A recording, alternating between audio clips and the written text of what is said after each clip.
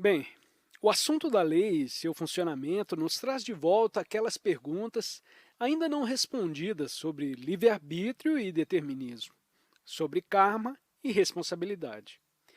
Uma vez tive um diálogo com Trungpa em Vermont e ele me disse: "O que você faz com os feiticeiros?" E eu disse: "Quais feiticeiros, Trungpa? Não conheço nenhum feiticeiro. E além disso, eu não faria nada com eles. Meu guru toma conta de mim e essa é a função dele. Eu simplesmente amo a Deus." E Rinpoche respondeu: "Você está se esquivando. Os tempos são críticos, Randas, e precisamos assumir a responsabilidade." Pensei sobre o assunto por um momento e decidi que ele deveria estar fazendo pressão. Por isso respondi: "Todos os tempos são críticos, Rinpoche, e Deus possui toda a responsabilidade." E ele disse: "Não, você não compreendeu. Você deve assumir a responsabilidade." Mais tarde vi que Trungpa estava certo de determinada maneira e que eu estava me eximindo. Se eu negar os feiticeiros, isso é, se eu negar esse plano físico com as suas diferenças individuais do bem e do mal, então serei pego.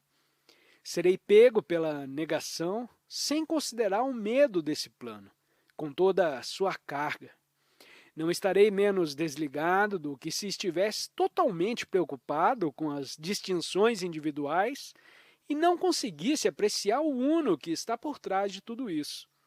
Então, trabalhei alguns anos com esse conceito de responsabilidade e o que emergiu foi uma compreensão mais profunda de toda a questão de livre-arbítrio e determinismo, e do paradoxo. Ambos são simultaneamente verdadeiros. É como se houvesse níveis de livre-arbítrio e de determinismo, quase como um sanduíche de livre-arbítrio com recheio de determinismo. Antes de começarmos a despertar para quem realmente somos, estamos vivendo segundo as leis do karma, e tudo isso acontece mecanicamente. Mas com o fim desse aspecto mecânico, pensamos que fazemos escolhas, e por isso temos que fazê-las. Devemos exercitar o nosso livre-arbítrio. Então, começamos a ficar um pouco mais conscientes e verificamos que não temos livre-arbítrio, que trata-se somente da lei desdobrando-se em lei. Verificamos que tudo está somente legalmente acontecendo através de nós, inclusive as nossas aparentes escolhas. Então dizemos: não tenho responsabilidade, sou somente o meu karma acontecendo. Mas então, quando continuamos a prosseguir e transcendemos os gunas, chegamos ao estado bramânico. E lá, a nossa vontade é verdadeiramente, totalmente, absolutamente livre. Podemos fazer tudo aquilo que quisermos. O único empecilho é que então não existirá absolutamente nenhum desejo dentro de nós, em um estado de total bem-aventurança. E o que poderíamos desejar? Naquele ponto, os únicos atos que terminamos fazendo com o nosso livre-arbítrio são as coisas que somos atraídos para fazer através dos atos do Dharma.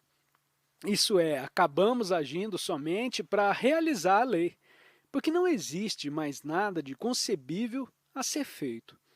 Exercemos o nosso livre-arbítrio, nos entregando para sermos puros instrumentos do Dharma. E todos aqueles desejos que nos preocuparam por tanto tempo, poderíamos realizá-los com um pensamento, exceto pelo fato dos próprios desejos não mais existirem. Não existe mais uma viagem pessoal que poderia nos motivar a agirmos. E embora estejamos totalmente livres, agimos somente para realizar o nosso papel no cenário dos fatos. Então, eu tenho responsabilidade ou não tenho? Bem, tenho e não tenho. Tudo depende de onde estou. Atualmente, tento permanecer consciente de ambos os níveis, entregando tudo ao meu guru e, ao mesmo tempo, assumindo a responsabilidade do meu papel. Até onde sei, tudo está sendo realizado por Maharaj. embora eu faça o melhor para realizar a minha parte da maneira mais impecável e responsável que consiga. A princípio, antes de encontrar Maharaj, pensei que eu tomava todas as decisões. Depois, fui pego na rejeição da responsabilidade e dizendo: Maharaj faz tudo.